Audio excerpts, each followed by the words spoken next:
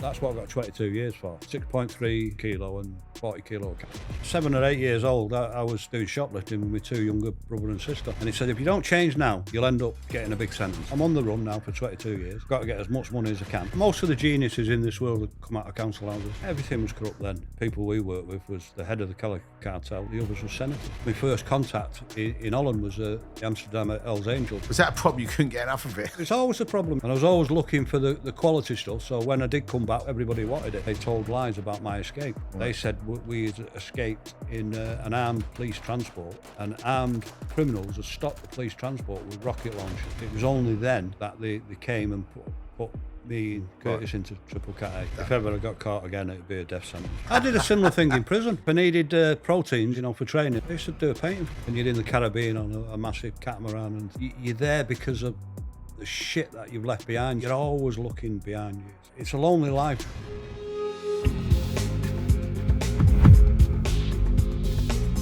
Welcome back to the Criminal Connection podcast. My name's Terry Stone, and this week we have got an amazing guest. His name's Stephen Mee. He was in business with Colombian cartels, Curtis Warren, and he ended up doing 3 decades in jail. He's here today. He's turned his life around. He's now an amazing artist, and he's got such a great story. So please put your hands together for Mr. Stephen Mee's in the house. Hey! You've got an audience of one. Got an audience of one. There'll be lots of people watching this, Stephen. So yeah, man. But I take it, you were born and raised in Manchester. In Newton Heath, yeah. Right. Quite a poor area of Manchester, yeah. Right. Not the posh side. I've got loads of good friends in Manchester. One of my business partners was from Moss Side. Right. And he ended up becoming the youngest partner in Freshfields law firm. All right. And then the other one's Ricky Hatton, who everyone's sort of knows. So I've got some done great... a painting of Ricky Hatton. You did? Done a painting of him. I've still got it, actually. Amazing. Not seen it for a bit. It's somewhere in the studio. Are you friends with him, Stephen? No, I don't know him. Right, okay. No, I know people who do know him, but I don't know him. Yeah, he's a great guy. I mean, he I think him, Stone Roses, and obviously Oasis kind of put Manchester massively on the map, and it paved the way. I mean, obviously, you're obviously on the other side, different side, different side. I prefer to be on their side, right? All the way. But I take it you couldn't sing.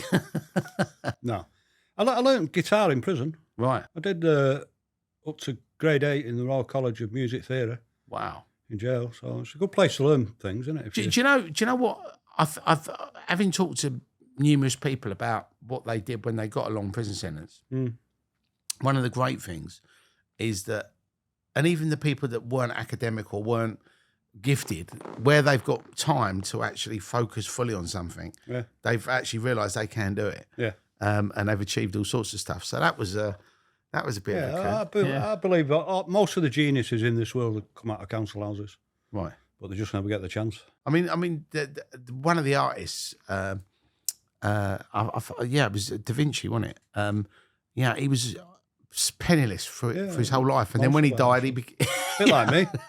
But it's gutting, isn't it? You die, and then your family. Yeah, everything. Yeah, that's the idea of it. Isn't it? Yeah, because I went to my grandkids and I went children. to this great place in France, and it was on it's near Cannes, but it's on the outskirts, and it's on this hill. Yeah. And it's a famous restaurant, and all the artists used to go there.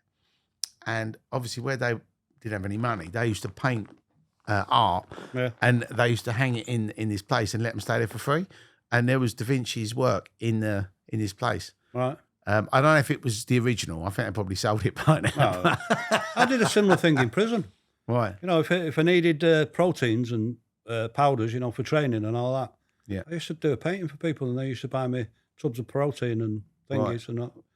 And I used to get loads of stuff like that from my painting. And if we go back to obviously where you were growing up in Manchester, like you said, you was on a council estate, you was sort of working class. Yeah. And what was it like growing up in Manchester then? Well, you don't notice it when you're a kid, do you? There was 9 of us. Wow. 9 children, and my mum and dad. My dad was an electrician with the railways in the end. He worked for Francis and worked all his life. Right. My mum had Parkinson's, which was a bad disease, and then they gave her all sorts of heavy drugs to control it, and and she liked to drink as well, so she could go missing for a couple of days and stuff like that. But yeah, she used to send us shopping, like I've said before, that she used to give us a couple of quid and give us an order for a tenner.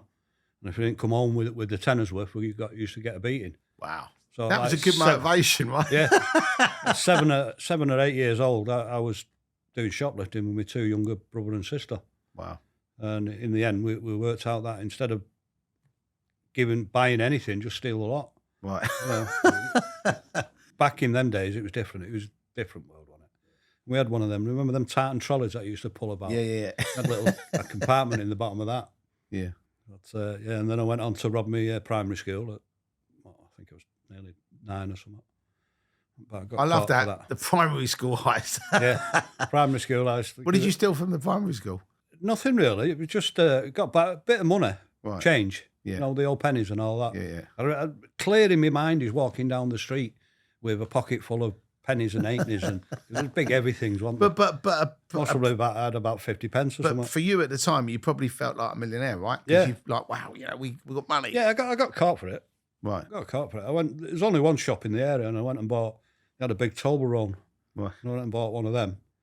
So when it got investigated, the police and what have you, wasn't a big thing obviously, but they went round the local shop. Right. Asked if anybody been in, and things. Oh yeah, it's him from down there. So they came round and give us a good hiding, and my mum and dad gave me a good hiding, and that was it. Just and stop messing about. And I take it from there because you was obviously already sort of up to no good at a young age. Yeah. Did as you went through your sort of teenage years, did you just get involved in more and more crime? In and out really, because after I got DC for stealing cars. Right. So at 13, I got caught. Been out to stole a car, went into Manchester, met up in the middle where Piccadilly Gardens was at the time. You could drive through there. Right.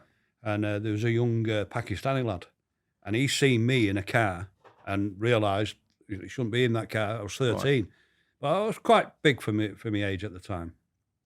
And he just jumped in. Said, "Come on, I'll take you somewhere." And he took us to a place called the Reno, right, which is an old blues thingy in Moss Side. Terrible place. Stairs. Everybody fell down the stairs. A horrible place. But it's all gone now. But it's from there we were messing about in there and got sort of chased out and ended up stealing a car and went out up to a place called Oldham up on the moors. Right. Saddleworth Moors up there, and got tired and fell asleep in the car. But stole a car from up there as well. The Lord Mayor's car it was at the time. Dolomite Sprite, remember him?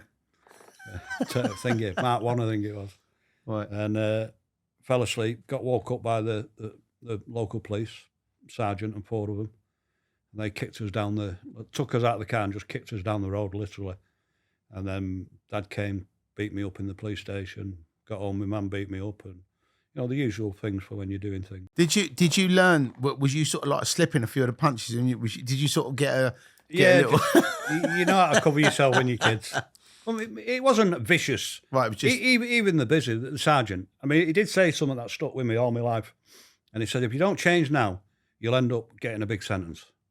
Because starting at your age, doing what you're doing, and he got us for like 13 other cars as well, TICs. Wow. So, you know, finally went to court.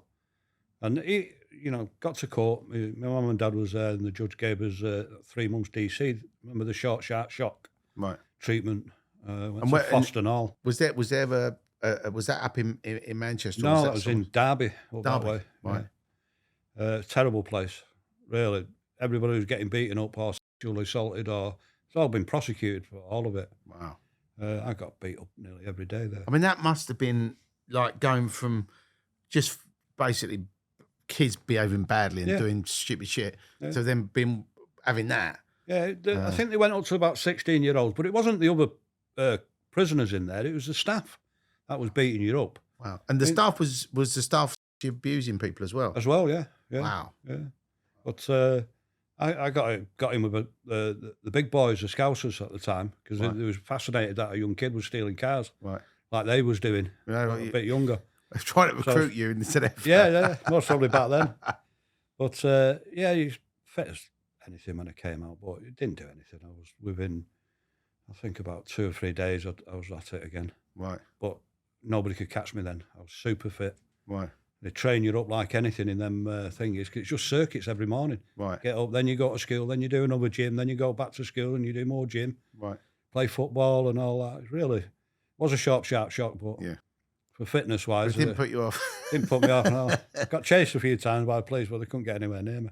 And then sort of moving along the journey, when you was doing the you carried on doing what you was doing.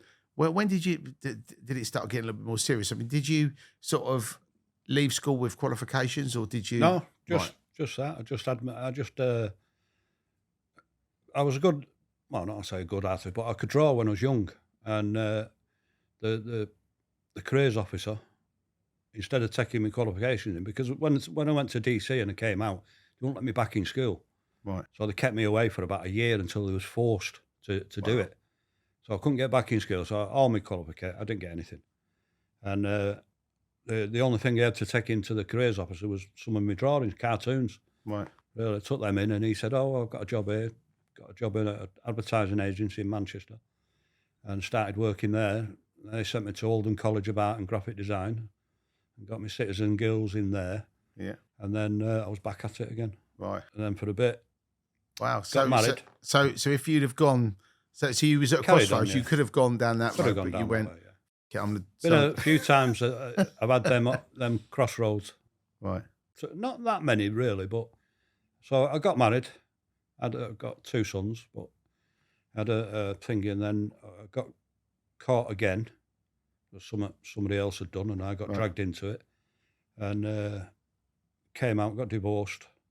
She carried on doing what she's doing, and I was in Holland I think the first time was 81. Right. So I went over to Holland and came back again, did a bit of work, got a bit of money in England, and then went and did my first smuggle, which was a catastrophe, really, if, in the way you do it in the end. What was the thing about the drugs then? Because obviously you've been stealing the cars, Yeah. and there's so many different careers in crime if you decided you want to go down that route. So what was the sort of grip on the drugs? Was it just because you met someone and they went, "We should have a go at this," or? No, I just say, because around in Newton Heath and Manchester at that time, 80s, I'd never heard of cannabis. It was only in 81 that I heard about cannabis. And I heard about it and I knew that, I didn't even know that it came from Amsterdam, really. I didn't know anything. So that was the point when I started learning about it, and then people was telling me, "Oh, you get this, cost you this," and, it's dear stuff. Right. And then I found out that it was cheap in Holland. So got a few grand together, and 3 of us went down. 2 of them was to Curry, to do the currying. But we went down in them days and didn't have a passport. Got them 3-day passports. Right. And so we all got the passports together. So it was all fucked together anyway if we got caught. And then we went over to Amsterdam and got chased out of quite a few coffee shops because they thought it was undercover cops or something snide. Right. Because they're not allowed to have kilos about. They was only allowed to have a certain amount per shop. Right. So each person was allowed, I think, 100 grams or something. Did you just literally, when you went in there, just literally turned up and said, "We want to buy a load of gear"? Well, just a kilo. That's all I was asking for. The first kilo, we had enough. Right. We thought, well, we did have enough for the first kilo. And then we went from coffee shop to coffee shop, and none of them would serve us up. And then we ended up with the Hells Angels. Right. So that was my first contact in Holland, was the Amsterdam Hells Angels. And they sold us a kilo, a big slab of Moroccan. And then we had that, got on the boat, fell asleep on the boat. We was the last one to get off the boat. And a copper had to come and get us off the boat, help us over the barrier, because the lad had it strapped to his stomach. But it was a big slab like that. I paid 1,300 quid for it, which was a lot then. But it was really good quality. Right. I didn't know at the time. I wasn't really smoking, but I had a bit of that and it knocked me out and was all fast asleep when the boat everybody was off it. There was only us left. That was probably there's probably less suspicion on you then as well, because they probably just thought, "Oh, look at these, cars there at their heads, drunk. And then you sort of like walk off and it's like, "Oh, come on." Helping you off the boat, you got a lot of drugs on you. Yeah, the copper helped him over the barrier. Right. Have you ever seen Ronnie Corbett? I'm not Ronnie Corbett. Ronnie Barker in Porridge. Yeah, of course. When he's on a bike in the village and he tries to climb over the wall and he can't get his leg over because is that what it was like? It's like that. It's that.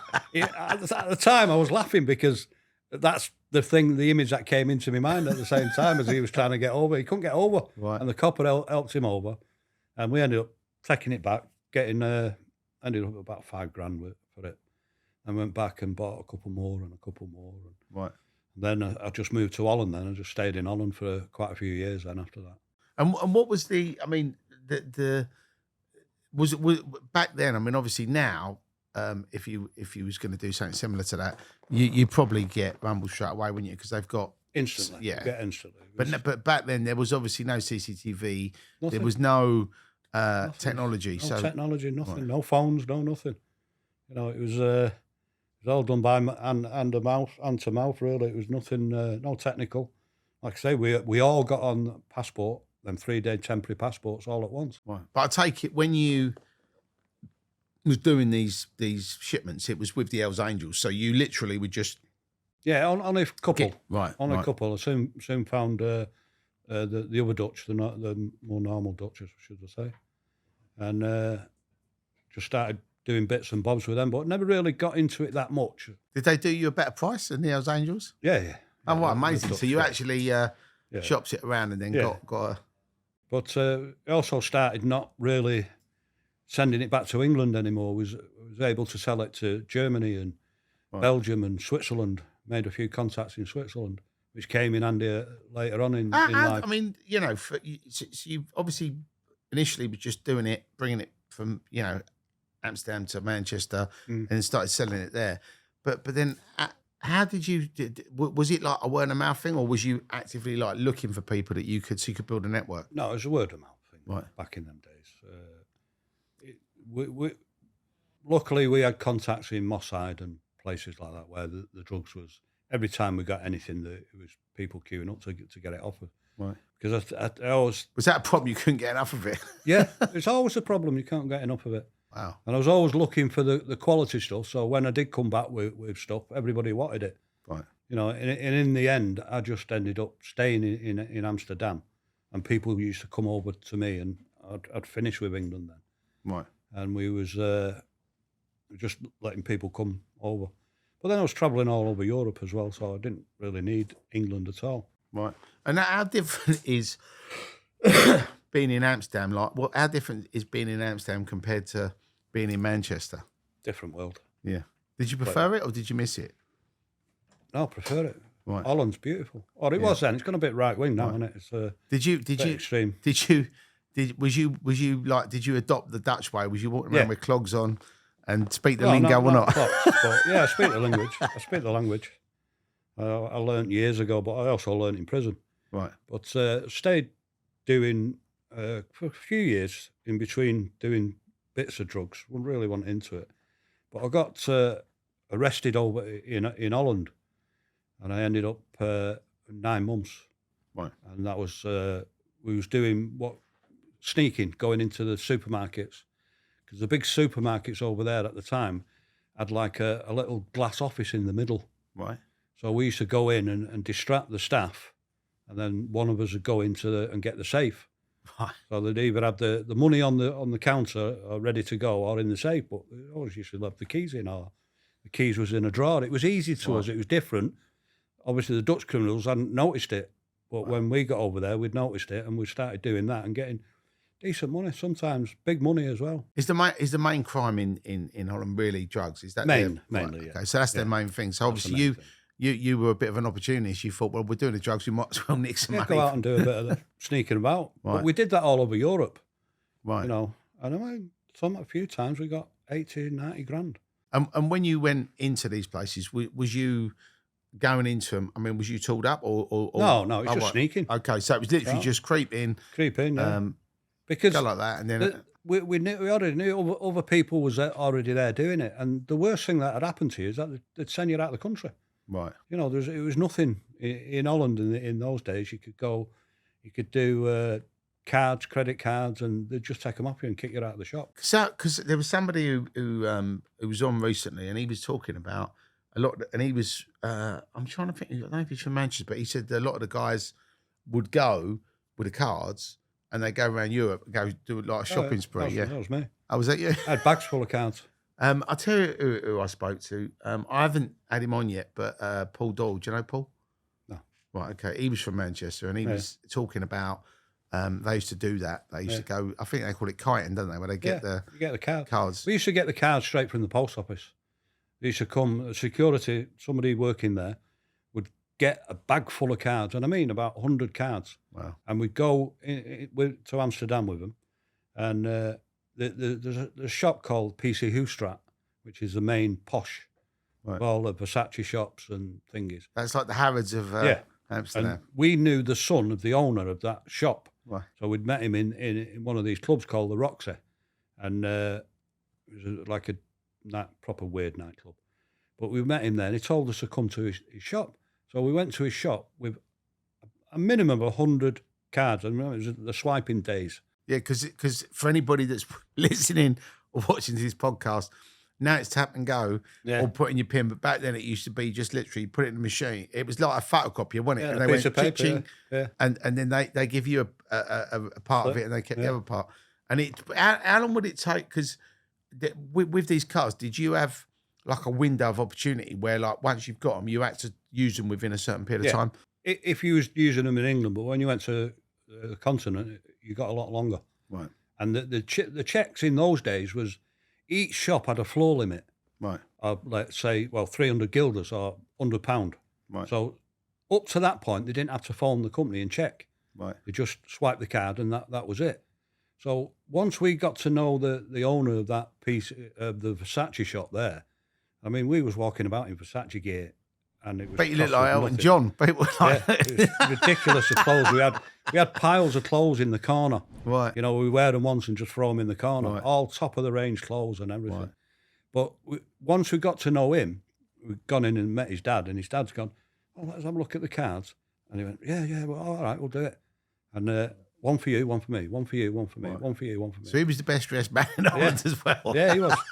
And then he took us to every single shop on the PCU strat, all the top shops there, all the Rolex shops and everything. Right. We're just doing the cards.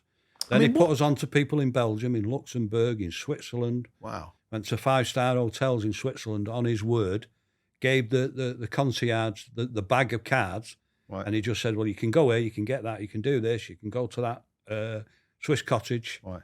Went to the Swiss cottage, which was, I think it was 2 or 3-star Michelin thingy, the connoisseur, the what do you call him, the doorman. The concierge bloke. Concierge.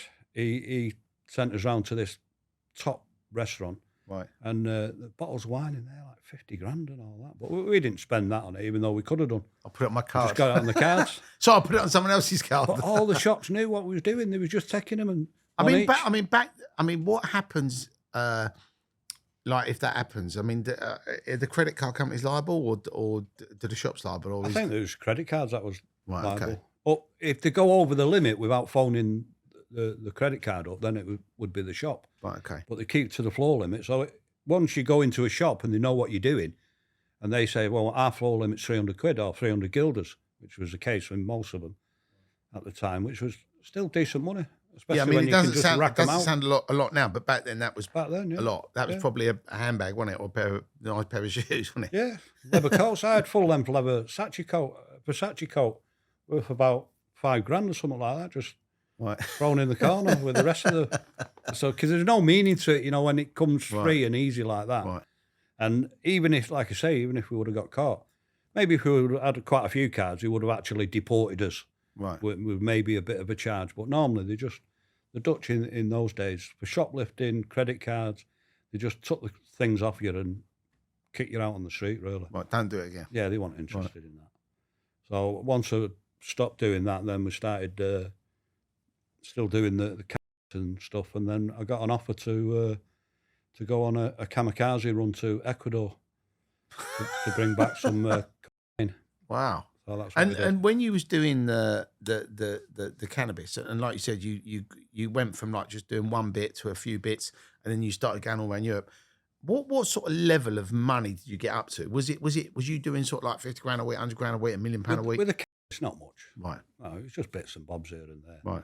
And by the time we got back, we'd done what we was doing, and we paid the house rent and gone out and partied a bit, and it's just back out at it. It was just a regular thing. It was nothing big. So that really was like the bread and butter, just to keep us going. Have really. so you could have a nice life, and then the credit cards and, like you said, the sneaking into the shops combination of them all. yeah. Gave us a decent life over there. We all had our own apartments or houses and things. I used to like renting farms over there, so that's what I was doing. I mean, that's a mad thing, though. Just for someone just out of the blue go, do you want to come to Ecuador? We can get some. Yeah, it was people. It was because I remember, like in the mid-90s, the coke, scene exploded in London, and I think a lot of it was driven by there was sort of the UK. Well, it wasn't UK; it was US rap, and they obviously worked out with if you washed it up, you had, and obviously there was this epidemic in New York, in LA, and it come here. And I think there was a combination of people taking and then people smoking. Yeah. But I know in the 80s when people took it was like just sniffing stuff. It was a weird thing, wasn't it? It was like if you had that, and it was, I think then it was it £100 or £150? It's like really expensive. It was this weird thing that people 20 grand a kilo at the time. Right. But in Holland. And what is, I don't know, what is that? What is it now? No idea. What? 50, 60 grand, isn't it? Coke. I don't know. Well, but when you was doing it, was it what was it? Back in England, I think it was about 30 grand at the time. Right, okay. So it was costing, I got, when we went on this smuggle, I got 3 kilos for being a mule. Right. And I got 20 grand, or I could have got 20 grand, but I took it to Switzerland. Right. Because I had a contact down there. So once I got it back there and I'd got my share of it and they'd gone with theirs, then I took mine down to Switzerland and got 60,000 for it. Wow. Instead of 20. It was you had to go through another 3 countries to get it there. And was it planned out, or was it just literally like, just go down there, do it, see what happens? Because you've done it before and you've been so brazen, just walking through. More or less, yeah. Right. And we had a contact in France with, I suppose, a French type mafia. Right. And we took them. We went down with 100 grams of this pure coke, and they just went mad. They'd never seen it before. This was like 87. And that was from Ecuador, yeah? That was from Ecuador, right. yeah. And so it's pure, as pure as you can get, 92% or something like that. And once we got to the French, and we went down to Marseille and ended up in the slums there. That's a fucking moody place, isn't it? That was shocking. But ended up with a big group of Africans, really, I suppose. And they took over, even back then, they took over one of them multi-storey flats things that they had down there, right. in the rough stuff. But that lad said, well, what I've got for you is that I'll take 50 grams of this for the introduction. He took 50 grams and he gave us an introduction to the Swiss. Right. So I went to the Swiss one, and then I gave the French girl the other 50 grams, and I had a little bit for the Swiss to taste. And so really on the first meeting I met him, gave him the sample, he went away, tested it. He said, right, how many have you got? So I said, well, I've got 3. He said, right, bring them down. I'll have them all. Right. Straight away, cash. Massive. This was on, Lake Luzerne. He had a massive house and proper, different degree to what I've ever known before. Right. And dropped the 3 off. And I did it myself with me and another lad. We went round, dropped the 3 off, and he gave us the cash straight away. Then the other people heard about it, and they said, well, can you get rid of ours and all that? So I got rid of some other stuff and started taking it down there. And then got involved with, after that, once all that was sort of died down, I ended up going to the Dutch Antilles. Right. And was smuggling from there, from Curaçao. Did you ever think, Stephen, though, like when you was doing this, you're meeting these people and you're doing this stuff, because there was like such big monetary sums involved, did you ever sort of think, somebody might fucking take this off me? Or was there like a respect thing where if you got it, they wouldn't do that because they want you to get more, and there wasn't so many people doing it? Or a couple of things. I never gave them opportunities to do that. I understood the business more or less straight away. You can't hand things over. And Pay me when you can, yeah. yeah, everything's got to be done properly. Right. Money's over there, the drugs are over there, and I suppose you could have always been captured or something like that, but I never was. Right. And it was a lot of trust back then. Yeah. People, it's nothing like it was, especially when I came out. I found out it was just everybody was thieving off everybody and thingy, but trusted people back then. Right. And then once I'd done quite a bit with the Swiss and Germans and what have you, we just started getting introduced to more Colombians. So when I went over to Curacao, got over there, came on top in the airport. I had to run out of the airport and thinking one of the couriers got caught, and I had lost my passport at the airport, so I had to wait there for months. Wow. Till I got it. But I was living with a Colombian family, so everything started. Other Colombians came over. These higher up ones came over because they knew there was a white Englishman waiting there, and he was sort of stuck there, and they was coming over offering us more. Right. So I ended up doing a deal with somebody else there, and in the end, it built and was doing a few runs back to Holland. We was only working into Holland then. So when you were saying it came on top in the airport, what happened? Was that when you actually had some stuff that you was getting out of the country? Or? Well, somebody else was carrying, Right. and they got nicked, but they seen us coming to the airport together. Right. And then they came for me, and I managed to get away just about. I've always got the image of a customs bloke trying to grab me, and just slightly missing, but catching my shirt because I felt something on the back, Right. and I had to run across quite a bit of countryside.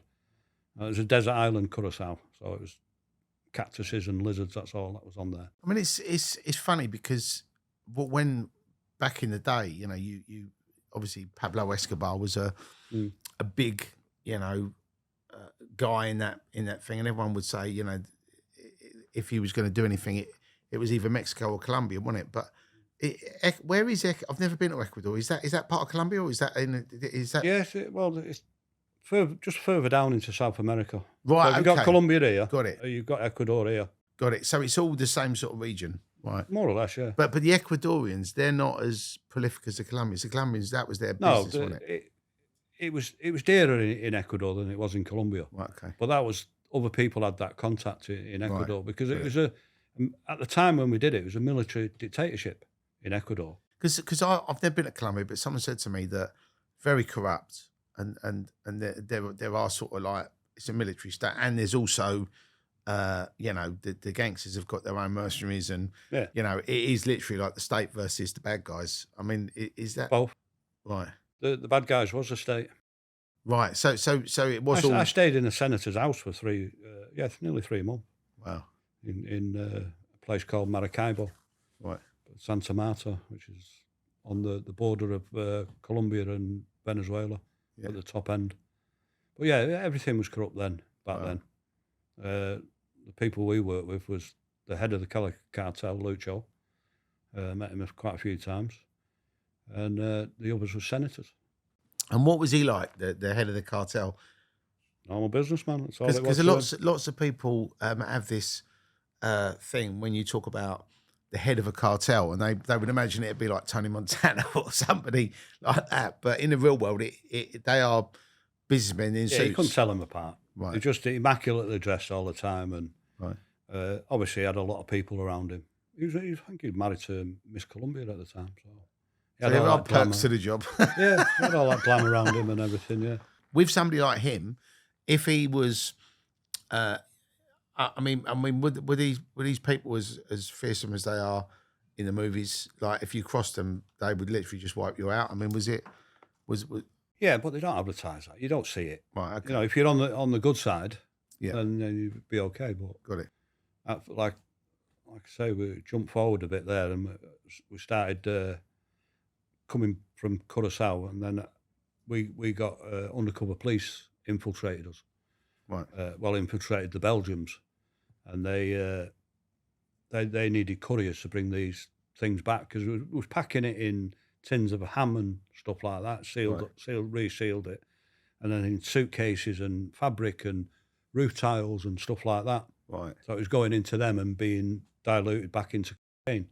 So what was it like, made into is it like a paste, Or it was just powder. right, okay, and then they just put it in there somehow. Oh, when they're doing the different things, yeah, you need chemists on both sides. Right, okay. But they brought the chemist from there. When it was back into Europe, the chemist came and put it back into powder again. And then when it was going through the customs checks, if the customs pulled the roof tiles, say, there'd be no way of them finding out it was in there unless they had a chemist. When they was doing the roof things, it was done in containers, all that. Wow. You know, where at the time we was just doing bits and bobs, 6, 7. I got nicked with 6.3 kilo.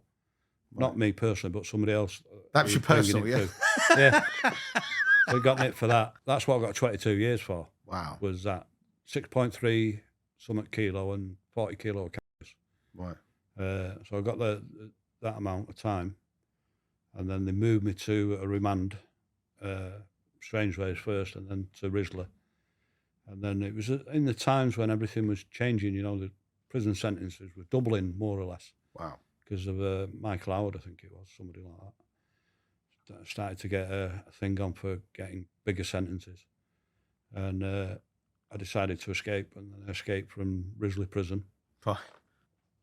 Met Curtis in Strangeways though as well, so right. You know, that side of it.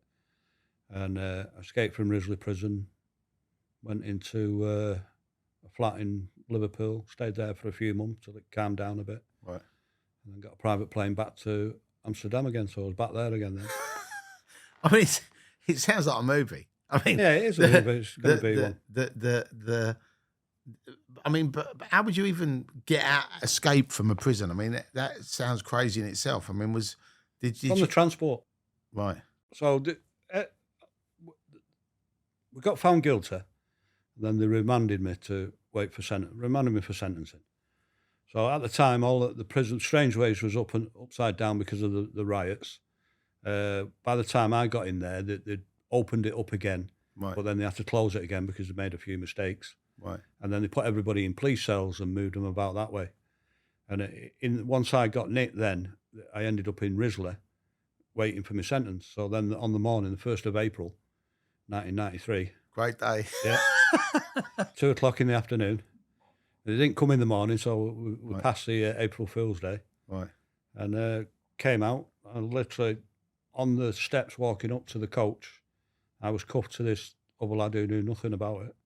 And just said something's going to happen in a minute, and something did happen. So when we got outside, came out of the prison because it was just a coach. Remember the old-fashioned right. coach? It even had a sloping back. That's how old it was. A wow. coach that was moving us, and it was the prison guards who was moving us. There was no transport or anything. I was just seen as not a normal criminal, but still just right. on the normal system. Yeah, there wasn't no special Cat A's or anything back right. then. Well, for me at the time. And then they pulled up in front of the coach. I stood up and said, "Nobody move." And we got off the coach and ended up getting in the back of a car and then into another car and into another car, and then ended up in a flat in Liverpool. Got the cuffs cut off us. Sent the lad back to dropped him off at Lime Street. He went and met his girlfriend and got her pregnant that night and had a baby from that. Wow. From that incident. And did he ring you up and say, "Will you be the godfather, Stephen?" Yeah. Later on, never seen anybody right. for years after that. Yeah. But yeah, I met him when I got out and all that. He was happy. And when you was when we were talking about this, obviously working with this cartel, did you ever hear or see of anybody who did cross them? What happened to him? Because no, keep right. it away from you. Right. Okay. I don't think they wanted to upset the people who are coming from Europe because they was trying. At that time, the Colombians had very little influence in Europe. Right. Maybe that's why I fitted in at the time. I was in the right place at the right time. But yeah, obviously, you know in the background that there's a lot of violence involved in all this. Yeah. Especially in Colombia. And when I first went over there, it was when after Curtis had been nicked, and then he got the 500 through, and then sent 1,000 through, and they got it. They missed the first one. Was this in that they were like in these in the lead ingots? Yeah. The ingots. Yeah, I remember seeing a picture of them all. Yeah, big, massive ingots weighing tons. But was you working with Curtis at No. that point? No, I only met Curtis in thingy from my charge from Curaçao. Right, okay. When I'd smuggled the in, that's when I got arrested. Right. And Curtis was at Cali on the wing at the time. Right. I didn't know him, didn't know anything of him, and I met him there and then in his cell. And obviously he was doing. I mean, it was on a massive scale, wasn't it? I mean, he was. Yeah. But was you and him sort of in competition, or was he sort of in Liverpool doing his bit? When we started talking, I found that I'd been to a lot of places he'd been to. You know, so we sort of clicked straight away. We was the same temperament. Right. You know, not shop blasé or bragging and all that. You know, very quiet and getting on with it. Yeah. Because like I say, people would never notice Curtis if he wasn't thingy. You just pass him in the street. Right. There's no flash cars and thingy. It was later on, I suppose. Right. But at the time when I knew him, it was normal cars. I was always like that in normal cars. Right. And the only thing I sort of splashed out on was premises. Used to live on farms and stuff like that. Yeah. Out of the way, so it couldn't be seen. But yeah, it was the violence side of it came back to us in a way. I didn't expect it because the first time I went over to meet Lucho, his first question is what happened to the 3,000 kilo that we sent. Nobody had been in touch with him when after the arrest, because it was 1,000 that Curtis got nicked with, and then there was 2,000 in the Europe side of it. 3,000 kilos. 3,000 kilos. That actually confiscated. Yeah. Got caught. Wow. The people got caught. They was in prison for it. Wow. But Curtis' case collapsed, didn't it? Right, and that's why, because I know they sort of were joking about it, weren't it? Saying that, like John Gotti, the Teflon Don, they were sort of. Is that where he got the cocky from? Because no, he had that before that. Right. Yeah. So I got, let's say, I got interviewed by the head of the Cali Cartel about where's my 3,000 kilo of cocaine. That's probably a bit of a tricky conversation. Look, I had a translator with us. Right.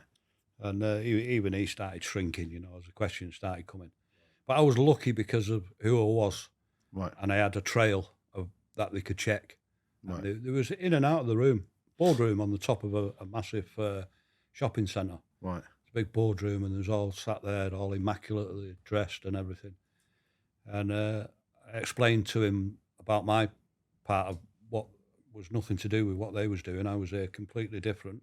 I was in prison with Curtis. That's how I met him, and they believed me in the end after a couple of hours of checking and thinking. But that could have gone either way. That if it had gone, and this is a question really, because obviously when they're making, their drugs and they're obviously distributing them around the world, if things get seized by the authorities, do they just put that down to is it so it's not then on you? Well, it's not. It depends. You have to state these things when you're doing the deals, right? If they could get away with saying, "Well, it's your fault, you got caught," you get away with it. But one of the things I said to Lucho and the team was, if it goes down, the only reason it's going to be taken off us is if the police take it or the customs. And that was agreed from the beginning, really. So I suppose it's that thing, isn't it? It's if you've already laid out the terms, but I suppose for them as well, people probably do to take the piss. They would order it and then say, "Oh look, it's been seized," but they've nicked it. It's got to be checkable, right? Every seizure, wherever it is, it's somewhere in the paper, in it. It's not that you can point to if it's real. But obviously, like you say, there's loads of snide ones, isn't there? Who say, "Oh, it got nicked and it didn't," but you don't do that with a Cali Cartel, though. You got to be truthful with them people, otherwise you can end up in a lot of trouble. Right. But, in the jungle somewhere. Yeah. And they their organisation, it was a worldwide drug cartel, wasn't it? Yeah. I mean, did they replace Pablo Escobar? In a way, but there was loads of them. He was one. Right. And they was plenty of them, because you had the Cali Cartel and the Medellin and different ones. I met quite a few of them. Right. Even when I went to Lucho's farm, quite a few of the people was the leaders of the Medellin cartel and the other big gangs. Who was your favourite cartel member that you met then? Lucho. He was so just suave and. Are they all still around now? Or were they No, Lucho's doing 999 years or something like that. The Americans took him from a nightclub, I think, when he was out partying, and he woke up in America. Wow. Snatched him off the streets, really. Because that El Chapo story, which was recent, that was ingenious, that the guy actually dug a tunnel. Yeah. And they had little train things going backwards and forwards. You can do anything when you got the money, can't you? Right. But I mean, like when I read that, I remember picking the newspaper up and seeing the Curtis Warren when they said that they got these ingots, and there was 1,000 kilos or whatever it was, and I just thought, what a mad. I mean, it's like the ingenious of the people that are actually saying, how do we get this in the country? Like in the old days, like you said, people just put it in there, they strap it to them or put it in a case. But now it's sort of like, well, we've got to start putting them in roof tiles, lead ingots, tins of ham. I mean, it's insane. Got to disguise it whatever Who way comes you up can. with this stuff? Is it the cartel, or was it just... Yeah, mostly. Yeah. Right, wow. Really, the only thing that we had at the time was transport. Right. But we had the connections in Europe, Right. which the Colombians didn't have. But the transport people, they knew what was going on, or didn't they? Yeah, the ones that sometimes they don't, but the ones we was involved in was Bulgarians, Russians, really. They had the transport, and they had the place in Russia, in Bulgaria, and they had it was covered to take off in Bulgaria. Right. So it would have been the Russian mafia, I would imagine, who came and took it off. And with that, everybody's obviously getting paid something to facilitate that going there. But were any government? Did you have to literally pay off border staff, people in the airport? Was it corrupt on that level, or was it literally just put some roof tiles in the thing, you ship them to there, the Russian mafia makes sure that's okay, and it all just goes smoothly? Or it was all covered. Right. The Colombian side of it, they never really smuggled out of Colombia. They used to send... Venezuela was the main place. Right. And that country was corrupt, it still is now, isn't it? It was always a corrupt thingy. But all I had to do was go there with the details of the company that we had in Europe. Right. And they dealt with everything else on their side of it. Wow. So it was put on perfectly in Venezuela, and then it transited in Holland, and it shouldn't have done. It should have stayed on the boat, but for some reason it got intercepted by the customs, and they took it off in Holland. Right. It should have gone through. So somebody must have tipped them off, or there must have been, like you said, I think there was honours. There's thousands of them on us. Wow. Listening to us for about 6 months, I think, when Curtis got out, and because he was still living in Liverpool, and I was in not Amsterdam, but near Rotterdam at the time, and the phones was available then, so it was picking up all sorts of talk on the phone. Right. Because in Holland, they're allowed to listen and record and use that evidence against you. Wow. Whereas in England, they can listen, I think, or they do listen. Right. But they can't use what you said on the phone. Right. I don't know if it's changed anymore. But at the time, they couldn't. And when you was in jail with Curtis, was you both like hatching up plans, like when we get out, we'll do this? No, because really, he thought he was at the time, right. and I did.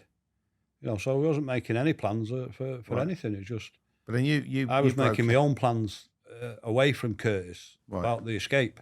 Right. He didn't know anything about it, and I'd moved from Strange Ways then. Right. And I've been in Risley for a few months before the case came up.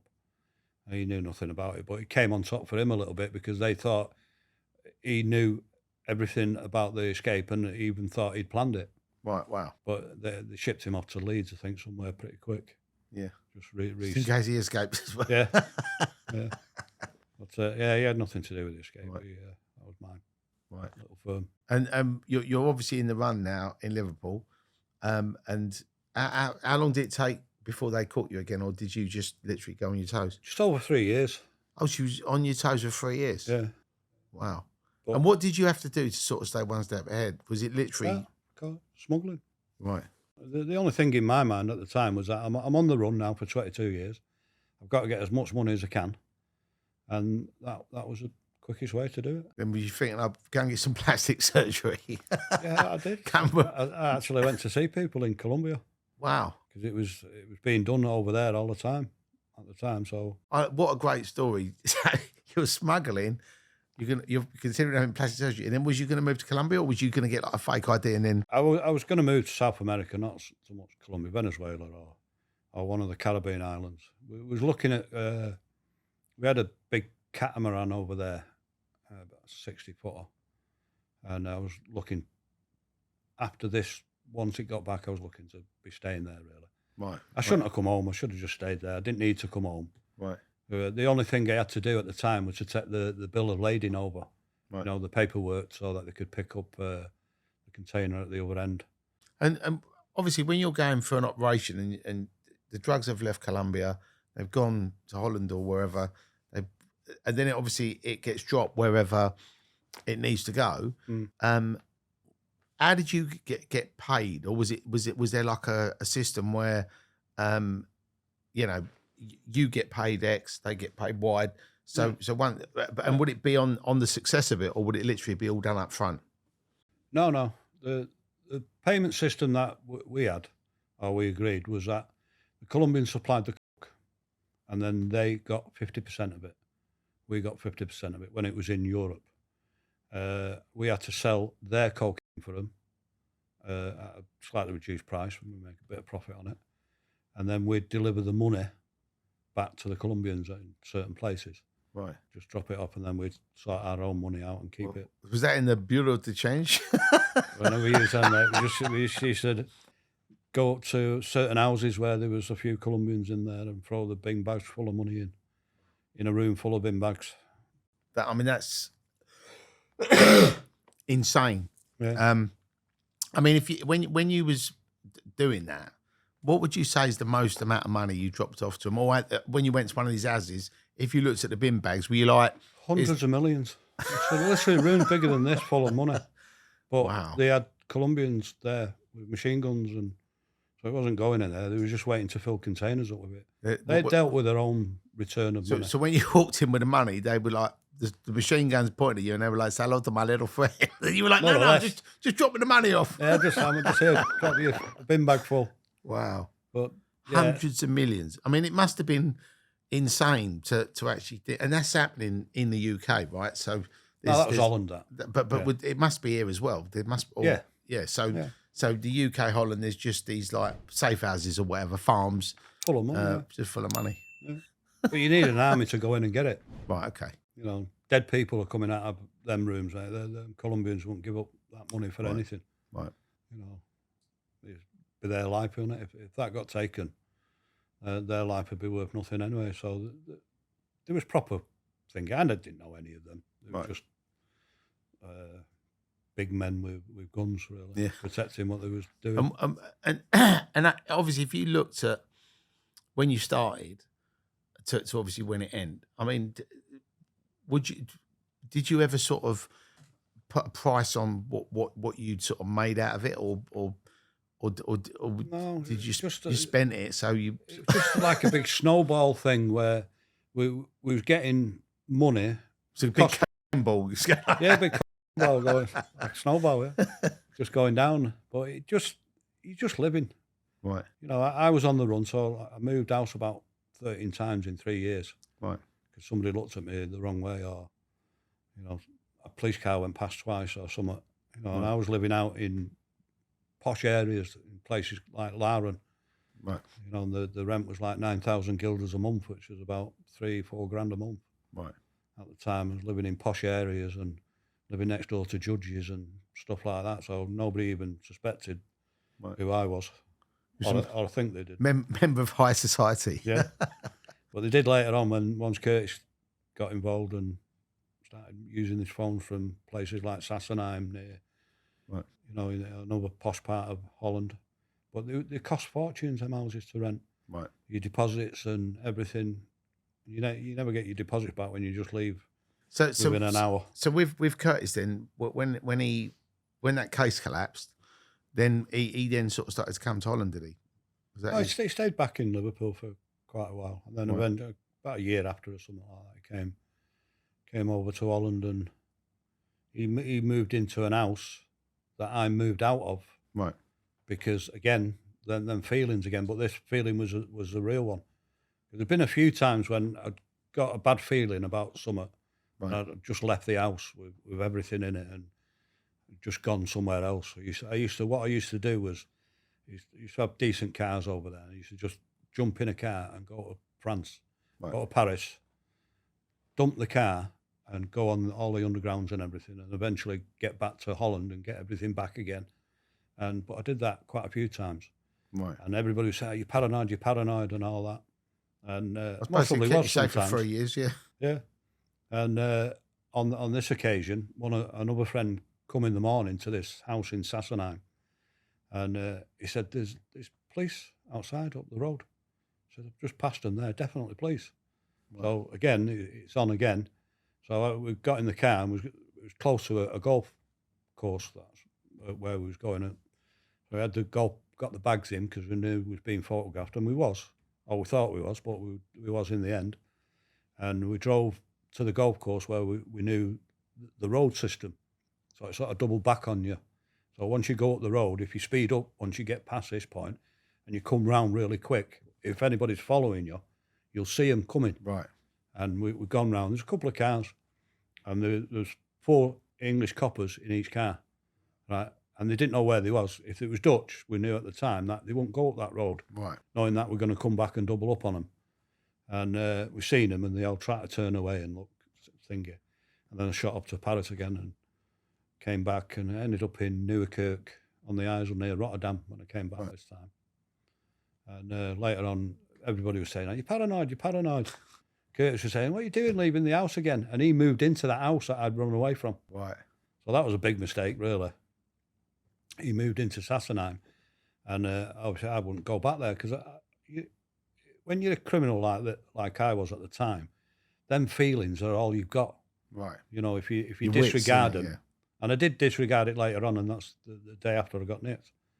But at the time, I was I picked up on that they was coppers there, and there was English coppers, and that's the time when the English knew that they couldn't get watch teams or follow people because they didn't know the areas, so they didn't have the experience of the areas. Right. And they shouldn't have been there.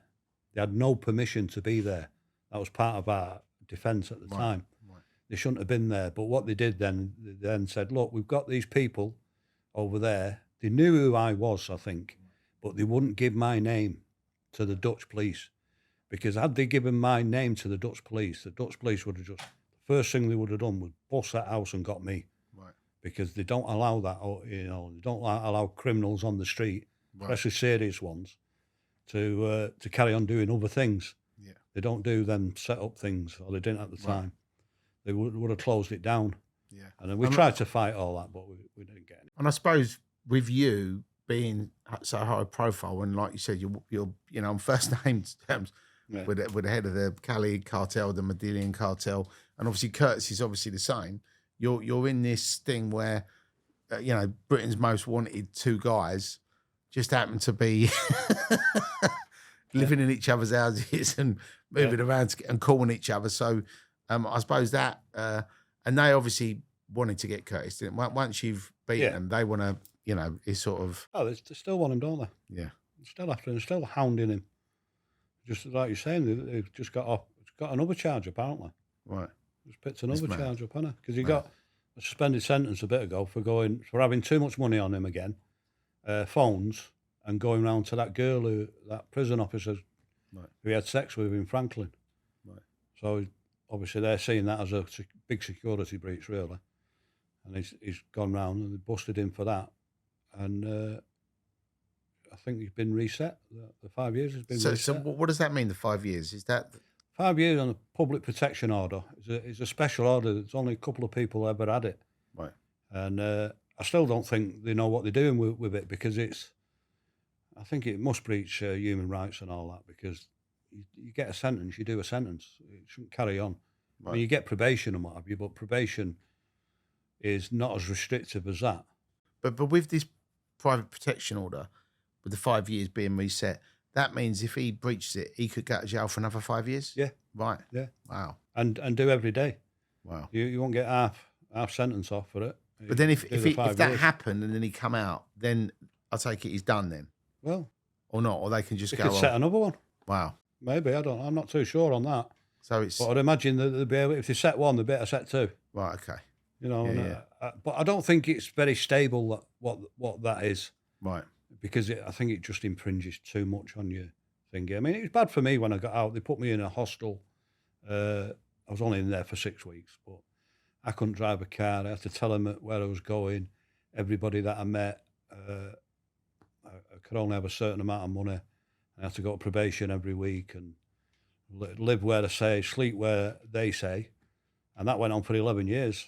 Wow. But it eased off. I was on that mapper, the main mapper thing where they have a meeting every month about you. The police are there, the fire brigade are there, social service are there. Oh. Everybody's saying, what's he doing? The probation's there. Is he keeping in position and all that? And I had 11 years of that. Wow. Not the mapper. The mapper, I think the mapper stopped after about a year or something like that. That's like just like torture, isn't it? I mean, it's sort of like, you know, you've done your time, you're out, and it's just the constant, you know, nuisance. That's what you'd agree to, though. You can refuse What to you come sign up out. for. You can do your probation in prison if you want. Right. It's your choice. You know, you don't have to come out. Right. But the sentence these days is 50% is in prison, 50% out of prison. Right. So you've got to do it. But it's. I was having nightmares about probation when I was in prison. Right. And then I was having nightmares about being back in prison. But the probation was never like that by the time I got out. Even though I was under a lot of restrictions, Yeah. it was quite easy to follow. Right. Really, you're a fucking idiot if you got turned up late to your probation under my conditions. You know what I mean? So, and when you said like towards the end when you felt, did you and Curtis both feel the same thing, or did you just feel it and he was quite, you know, just going along thinking he'd be fine? what do you mean when I got the bad feeling? Well, you knew that you was on the run anyway. Yeah. You knew it was coming on top. But when Curtis broke that case, and then he ended up coming out to Holland, was he still quite blasé about it, or was you literally like, we're gonna get fucking nicked in a minute, because you knew it was the sort of net was closing in? Yeah, you kid yourself, don't you? You try and not say that you're going to get caught. Right. But you know, eventually you're going to get caught. It was always in the back of my mind, but I was already in that position. What could I do? Whereas, Right. I suppose Curtis, when he got out, he was free, wasn't he? He could do what he wanted. He didn't have to go back into it, but I was fixed in that position where I was already wanted for 22 years. You know, so my choice was to just crack on and get what I could. And with Curtis, I mean, did he not feel the heat or anything, or do you think he was quite... Never shown it. Right. Never shown it. It Right. was always casual, Yeah. easygoing. I don't think you can be in that game if you're all stressed up and wound up about it. Other people will pick up on it, you know. But I just think for you, because you're already on the run, Yeah. you know, and you was probably red hot. So it's funny that he sort of come out of jail and then sort of ringing you, and because he must have known that they was on you. Do you know what I mean? Yeah. So do you think that might have led to his downfall as well? Because or was that proven it was because they could see he was ringing you, they could see he was in the same area? Yeah, but they didn't know who I was. Right. At the time. When I got arrested, I don't know whether it was, but when I got arrested in Holland, when they arrested Curtis and myself at the same time, we was taken and put into a normal prison. Right. Just a normal everyday like Strange, a local jail. But I was sent to a different one than him. And then when they found out who I was, it was only then that they came and put me into Triple Cat A and Curtis into Triple Cat A. Wow. But the only way that they got us in there was because they told lies about my escape. Right. They said we had escaped in an armed police transport, and armed criminals had stopped the police transport with rocket launchers. Right. And that's what was done with the Liverpool narcos on the documentary. And they told the Dutch government that it was me who'd escaped under armed police and all that. And then that enabled them to put me and Curtis into the Triple Cat A. Because to the Dutch criminal system, When we got nicked with a 420 kilo, that was nothing.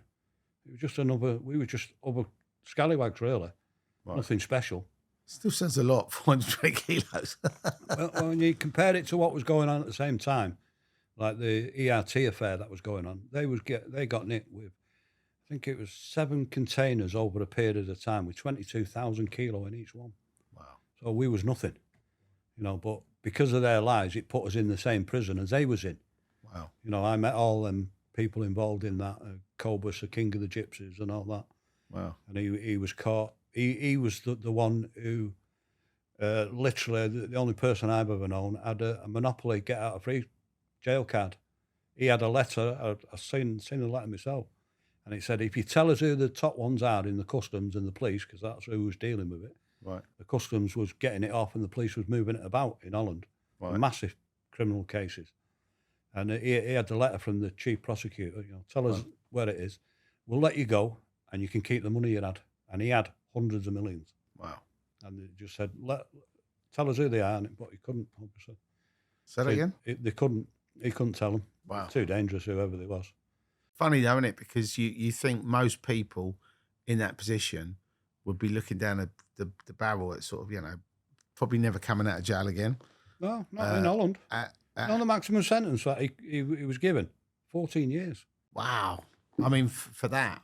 Yeah. Wow. Well, it's worth it, isn't it? Well, it depends how much money he's had, but if he's kept his money... Hundreds of millions. Wow. He was literally the king of the gypsies of Europe. Right. Cobus C is called. People want to check him up. I'm going to get him on the podcast. Yeah, no, Is he still around? He's in prison now. Right, okay. For murder. Wow. So they've got him again now. I think it was... But he did come out. Yeah, he got out from that, yeah. Because he's only doing 14 years. Wow. And 2/3, so what did he do? About 10. Right. So, yeah, he definitely got out, and then he obviously went back doing whatever he's doing, and he got in... The murder charge that he's on now is something to do with an internal family thing or something. Right. So, but yeah, he looked after me for a couple of years in prison. Right. Couldn't buy anything with him. He got 1 million guilders sent into his account, and he got that through the reparations from Germany. Right. And he used that money to get him through the account. He just used to get us to just say, buy whatever you want, do whatever you want, just get much as you want, because you could get in the triple Cat once a month. You could order from a Chinese. Wow. So he used to order thingy, but they had to stop him because he used to order like 50 meals and all. Can you imagine that? It'd be like the all-you-can-eat buffet. Yeah, that's what it was like for a bit. And he hated the screws, and one of the things that he used to do was, in Holland, you used to get big cream cakes. It was about that high, about 12 inches tall. They had loads of different layers. And he used to always get it, and they couldn't stop him from doing it, but he always used to get the cake, and because it's triple Cat, you lock behind the door. Then they bring you canteen, so you're kneeling on the floor at the hatch that they open, and they have to show you what you've got. So you can tick it off that you've got all that food, but then they take it away and put it in storage, and then you have to ask for each item as you're eating it, because it's triple Cat. You can't have anything in your cell other than a pen, a comb, and a brush, a comb. That was it. You didn't put your lot made. Have you always? No, I had hair then. Okay, I was just saying. If I was in there, I wouldn't need a brush. No, it was a comb. They won't give you a brush, just a comb, little black comb. Like that. But it had to be in a little box on the shelf so that they could see it, right? And they wouldn't open the door until that was it. But they wouldn't even open the hatch if they wasn't in place, because every time they opened the door, you had to have your hands behind your back and they put the cuffs on. Right. Very strict in there.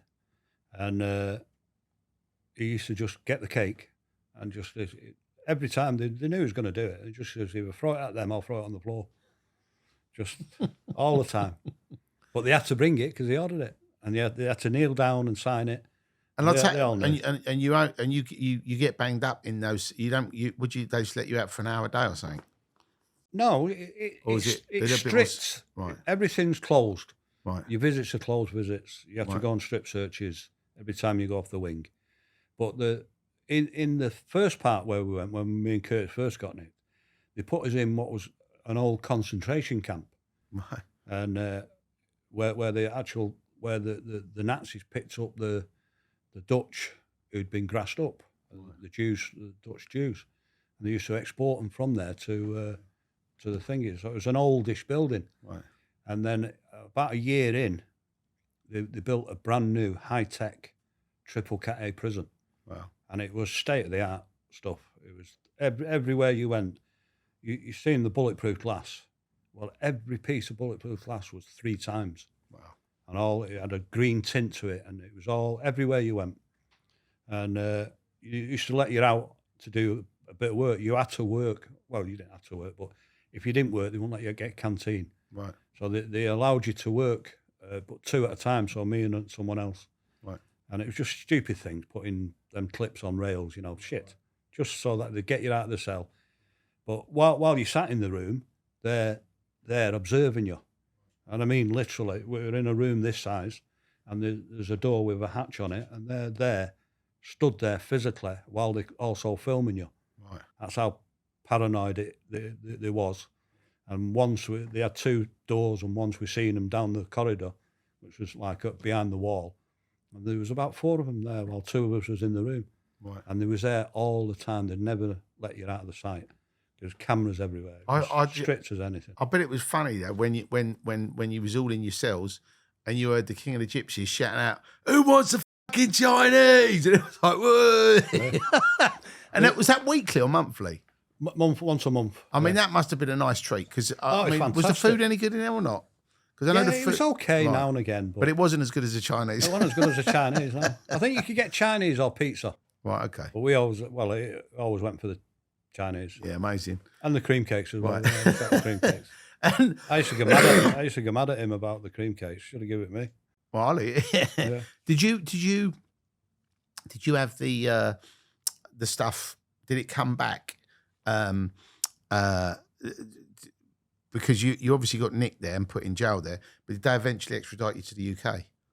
Yeah. Right. Yeah. And when you actually went to trial, you'd obviously already. Did they find you guilty for the 22 years, or did you? Because you was on a remand in my absence. Right. In my absence. Right. Okay. So I escaped the day before sentencing. Right. Okay. But they give you 22 years in my absence. Yeah. And then when you got nicked, and then you went back to the court, was it like you got your 22 plus? Well, that was in the Dutch court now. Right. And it was strange, to say the least. This is part for the film. Right. So because of what the English Home Office had sent the letter to the Dutch Home Office, telling them how I'd escaped, or in their world how I'd escaped, which wasn't true. Every time they moved me to the courts, it was in a helicopter. Right. Curtis was just moved in the road. Right. So every time I was moved, it was by helicopter. So they used to come and get me, tell me to lie on the floor, then they'd sort of pick me up and drag me out of the cell, allow me to stand up, and then they'd put me in another cell, strip me down, put me in their clothes, and put a crash helmet on, goggles, bulletproof vest, chains, and then they'd take me out the first time when they came for me on Christmas Eve in Vught, in Grava, when they found out who I was. That's when they came on Christmas Eve. Salvation Army had just come and dropped off a little parcel, and I was just sat there waiting, for Christmas to come, but in there. And they took me out face down, carried me out, and straight into an helicopter in the prison grounds. Wow. And then from that point, every time I was transported, it was by helicopter. So on the court day, they made extra special recommendations for how it should go. And what they did, even all the solicitors didn't know. Even Curtis didn't know in the car, and this other lad called Steve, he was driving about waiting for thingy, special transport that they was in, armed police and all the usual. And then when they came and picked me up, again, through the same thing, put the helmets on and all that. And then when it was coming in to where it was, they wouldn't let us go to Den Haag, which is where the main court was. They thought that wasn't safe enough, even with all these armed police. Right. So they took us to a judge's house in Laren, right, which is where all the posh people are. And once the helicopters come down, Curtis and the other lad was already in the judge's house, right, in his kitchen, right, So I've landed, and because of the big helicopters, I've landed. So they have to take the goggles off so I can see where I step down. Right. And I've looked out, and they had police vans, bumper to bumper, all the way around the premises. That's how they'd set up the security. Wow. And then they took us in, put the goggles back on, took us in.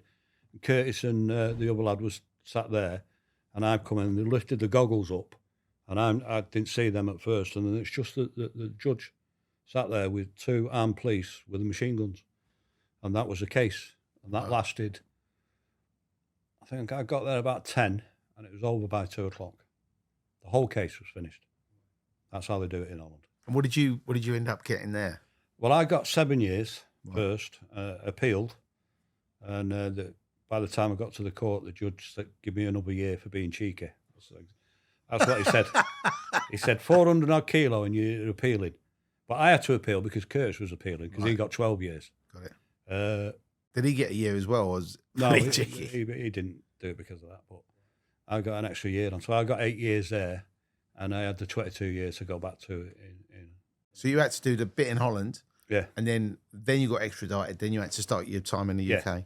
The solicitor tried to argue that the fact that one of the things he said to the judge, he said, "Listen, you're going to be giving the biggest sentence you've ever given out in Holland."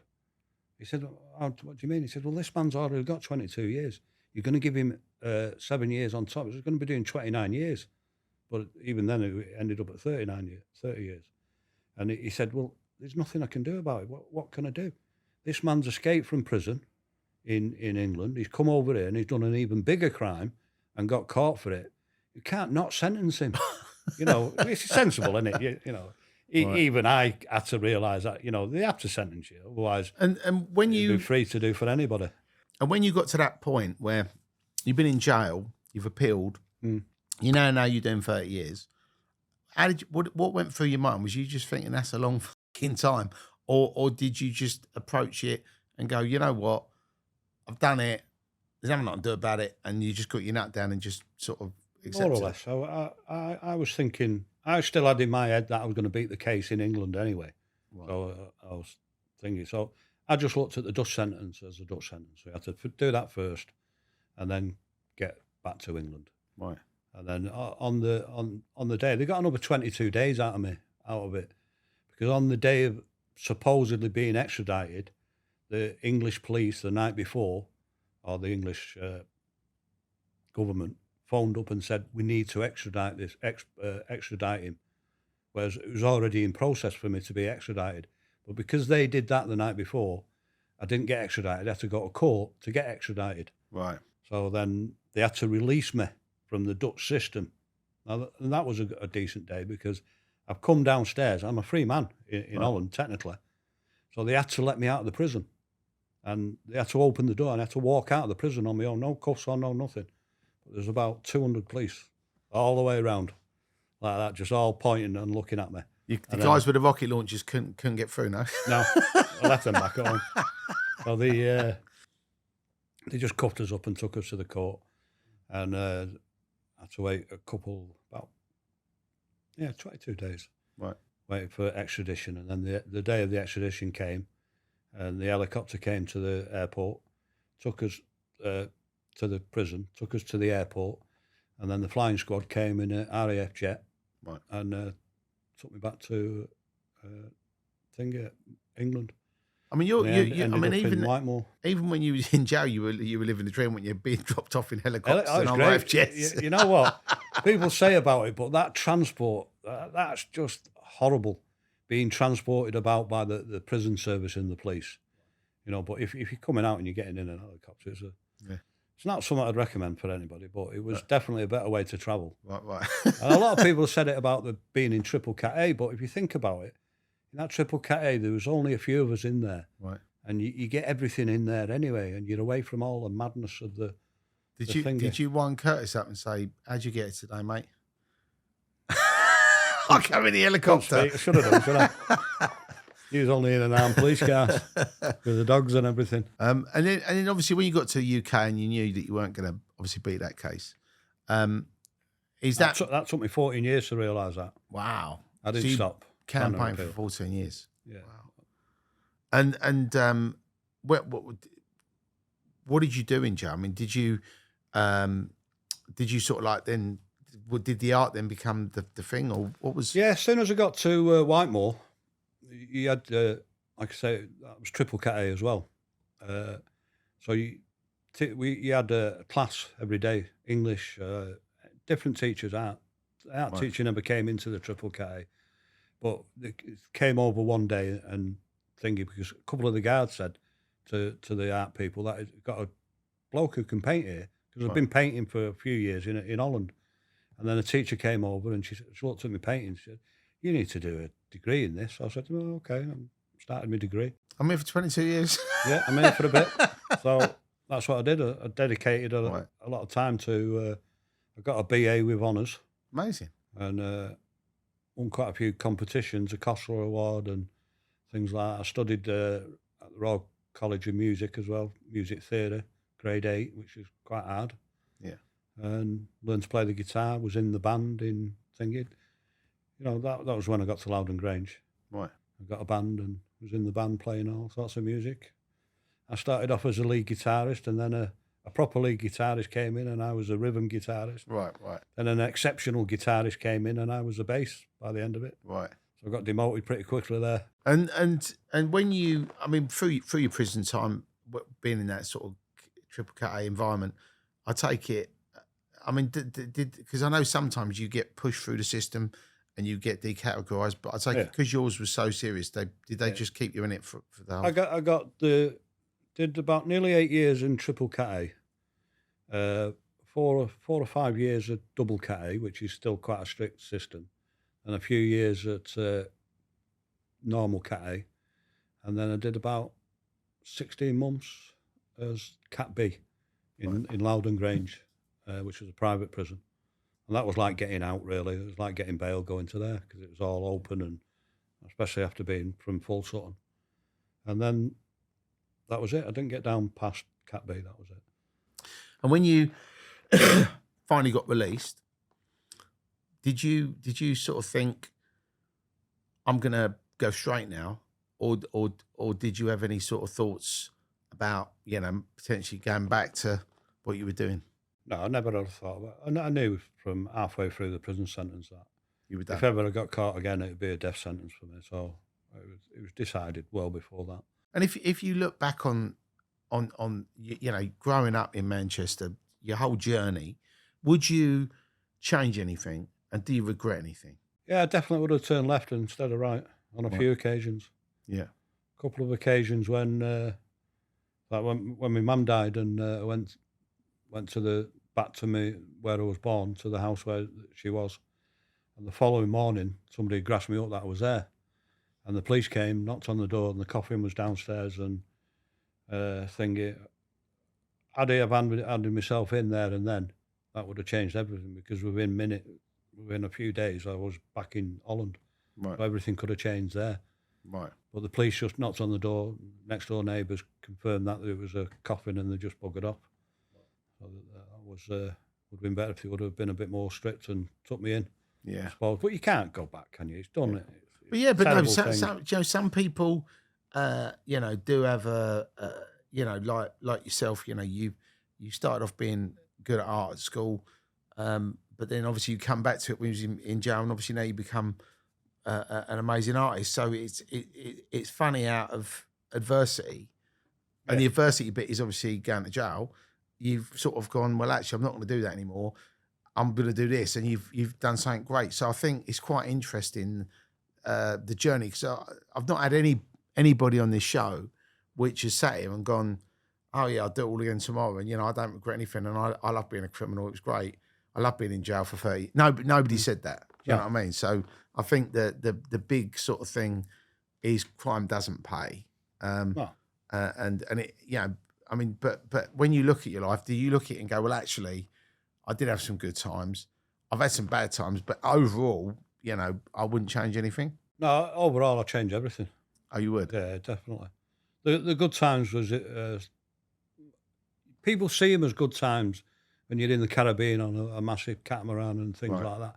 But it's only you're there because of the shit that you've left behind, sort of thing. It's not good, and you're always looking behind you. It's always waiting for that knock on the door, and saying, shit. It's not. I don't care what anybody says. It's a lonely life as well, because even though you might be there with these people, these are just associates. Right. These are not your friends and family that you're ostracised from completely. You know, I didn't see mine for years. Apart from when I got nicked and they came to visit me all over, we came into Europe and everything. No, it's not something. It looks good at the beginning. Right. It feels good when you're getting big bags full of money, but that money's not the same money as legal money. Right. You know, you got to hide it, you got to disguise it, and being on the run cost a fortune, and it's not good. It's not good. And the things that I was doing wasn't good, selling and things like that. But in the time when we started, it was more of a, like you say, a sniffing thing. It wasn't the cat we came before that. Well, did you ever try it? Did you ever get involved? Because a lot of people say, you know, if you're doing that, you shouldn't actually partake in it, you know. But 100%, you shouldn't partake in it. I mean, I used to smoke cannabis back then, before all the trouble started. But as soon as life starts to get a bit heavy like that, even smoking cannabis is too much. Right. You can't drink, and if you do, but we was pretty strict. You Right. know, we wouldn't let anybody who was on the gear be working with us or even drinking. Right. You know, we tried to keep the people as sober and as normal as you can, because it's too dangerous. And you're moving too much money about that belong to other people sometimes. Right. You know, it wasn't always our money. It was Colombians' money. You want people getting pissed and getting stopped for drunk driving and all that. Right. And you know, you're doing your art now. Have you written a book, Stephen, or are you working on one? Yeah. So since I've been out, I've been mostly working on my art. I've got a big studio in Manchester, and that's what I do more or less 7 days a week. What's the website address if anybody wants to have a look at your art? Steve Mee, so STEMEEART.com. Amazing. So stevemeeart.com. Right. That's all up and running, and I've done quite a few shows. I've done the Oxford Tower here in London. Amazing. Where we had 5 stories of paintings and pictures, and we built a prison cell in there made of hemp blocks. That's cool. Yeah. Yeah, and people was going in the cell and getting the pictures taken and all that, and that went for a couple of weeks down there. It did quite well. Yeah. It was a great show, and then but it was mixed in with a London rapper called Suspect, and we did it as an NFT. Yeah. So he wrote a song about us. We built the prison cell, and it all went through. And then this Russian thing with Ukraine happened. So at the time of our release was the day that Russia invaded Ukraine. So it all sort of disappeared. It's funny, isn't it? Because when that happened, everyone panicked, and the whole I know. I mean, the whole world sort of, you know, the oil went up, interest rates went up, the crypto market crashed, everything, you know, went, oh my God, you know. But it sounds like we did project. The NFTs. We did it was good. Great rap song and all that. Right. Did well out of it. Got all these contacts down here as well, which is the main thing. And then been carrying on doing podcasts and thingies. And now what we're doing now, we've got Stephen Mee Productions, and we've just finished our first documentary. Oh, amazing. About we've just got a few more bits of editing. Could be out next week, the week after. And it's about the legalization of cannabis. Right. And the difference between doing it legally and illegally. Right. And it's now, for us, the tables have turned where it's now cheaper, safer, obviously, to do it legally than it is to do it illegally. You get more money out of it doing it legal than you would doing it illegal. I mean, I've always been an advocate for legalizing, you know, drugs across the board. Obviously not the really hard ones. No. But the thing is, if people want to take them, they're going to take them. Yeah. And obviously, if you could, it's been criminalised for years. Yeah. There's been a war on drug for years, and you know it's still going on. Completely. You know, so it's sort of like you're better off saying, so we can, you know, we want to work out. We don't want people. It's like drink, right? Yeah. If somebody's buying a bottle of whiskey a day, you need to obviously manage them, right? Because they've obviously got a problem. And it's the same with drugs. If you had to go to the chemist and say, I want to take some drugs, they could test you to make sure, A, you're not going to have a reaction. They can obviously prescribe whatever like it is they you do in need. certain parts of Europe, Switzerland. And you pay, and the government taxes it. Yeah. And everybody knows what everyone's doing. And you know, if you shouldn't drive it, it'd be like, you know, when you get a prescription saying, you know, you mustn't drive on this, you mustn't drink on it. Yeah. So it would be more controlled, but it would mean that, you know, I think that would take the naughtiness out of it. And I think a lot of people take it because they think they're doing something naughty or they're being cool, you know, whereas if it's just... There's a lot of that. Yeah. But it has to, I believe that has to be done carefully. You can't just legalise all drugs. Right. The example that you need to look at is what's happening in America, in California and places like that, where there's millions of people, hundreds of thousands just on the street taking drugs in the open. Right. You know, when you see Kensington in America, Philadelphia and places like that, it's absolutely ridiculous. Obviously, they've got the problem with and all that. Right. But there's no reason why it's going to end up here as well. Yeah, and I think if you're going to legalise the Cat A's drugs, that it has to be done under really strict conditions, not the way that they've just done it in America and just released it, where people can get treatment for the main thing should be treatment. Yeah. That if you're going to go into these buildings, like they've got in Switzerland, for years in Switzerland in the early 80s, they used to have bandstands in the big parks, and they used to set up dealers who could sell coke, anything. But the Red Cross was there with the ambulances, and everybody who needed needles could get the new ones there, and you could only have a certain amount, and you had to go into certain rooms, and it was all controlled. But the main purpose of it in Switzerland, and it worked really well, and it's still working now, was to get them off the drugs. So they'd given the best quality you could get, but then they'd wean them off it. Right. And then, but they'd also look at the way they was living and the way the family was, and look into it properly like it should be done. And the only drug that I'd agree to at the moment would be cannabis, to be legalised. And that seems to be the most, that out of all of the drugs, that seems to be the most common that everybody... Because it's the medical side of it. Yeah. So we've looked into this. We've done a lot of research into what the documentary is going to show. And it, you know, we're showing that people in Parliament, Theresa May, for instance, her husband, while she was the Prime Minister, owned a company called JW Pharmaceuticals. Right, it's in Wissington, down here near towards over Essex way, I think. And they got that company, paid £40 million for it, that JW Pharmaceutical. They bought British Sugar out.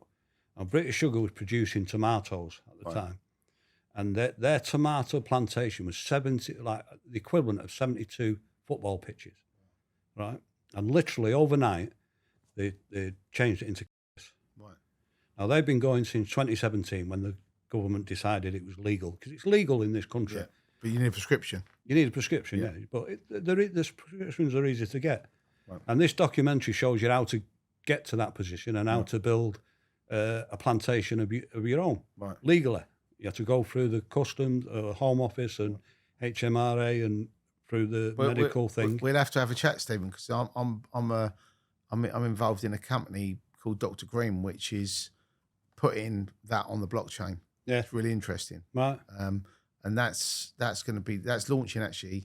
It'll be launched by the time this podcast comes out. It'll already be launched, but they've got 99 sort of A-list sort of celebrities, musicians, actors, reality stars, boxing champions. So there's a getting high side, and there's a medical side. So depending on what side you sit on, and everyone's going to have their own strain. So obviously the athletes are more about recovery, aches, and all that sort of stuff. But I'll share that with you, Stephen, because I think you'll find it interesting with what you're doing with your documentary. That's what we're going to do now. We've got a big team together now, and we're going to be building our own place, to grow it legally. Yeah, we've got solicitors who are going to get us the license for both the distribution and the cultivation. We've got chemists, doctors, everything lined up. So we're going to be doing it the proper way with sponsorship from various companies.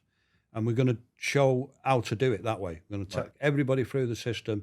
We're going to show them how we're doing it. We're going to document it. because we're not going to be doing, or I'm not going to be doing podcasts like you do. Right. I'm going to be doing like documentaries and teaching people how to do it. Yeah. Slightly different.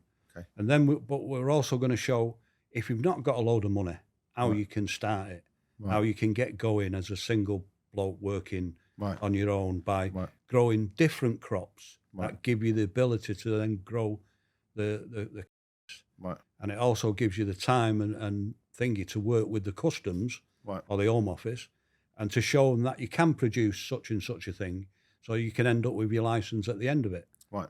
You know, we're going to teach them how to do it with a few £100. Right. You know, if you dedicate it a little bit, you could end up doing it legally and have a decent sized plantation. Yeah. Amazing. Going, you know, and obviously we're going to try and push for legalization as well. Yeah. Well, that sounds exciting. And the book, you got any? Yeah, the book's we're into it, but like I say, I've done an illustration book which is due for release at any moment.